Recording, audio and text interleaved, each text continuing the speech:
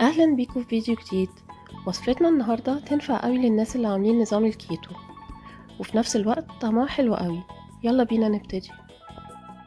هنبتدي بالتتبيلة، وهتكون عبارة عن صويا صوص غامق، صلصة طماطم، ملح، فلفل، بابريكا، شطة، بودرة ثوم، زعتر، خل، ونقلبهم كويس جدا مع بعض.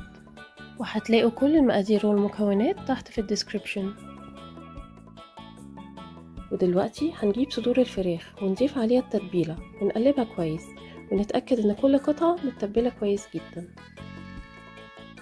وفي جريل او طاسة على نار متوسطة هنحط زيت زيتون، واول ما تسخن هنحط صدور الفراخ ونسويها لمدة 7 دقايق لكل ناحية.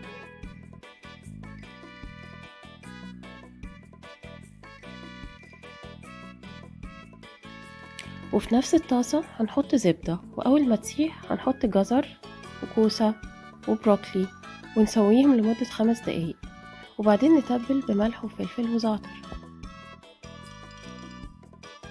وبس خلاص، خلصت الوصفة. سهلة قوي وسريعة في التحضير، وطعمها بجد هيعجبكم قوي. ياريت تجربوها وتسيبولي رأيكم في الكومنتس. ولو عجبتكم ما تنسوش اللايك والشير والسبسكرايب والجرس عشان دايما توصلكوا كل فيديوهاتنا الجديدة. وبالهنا والشفا.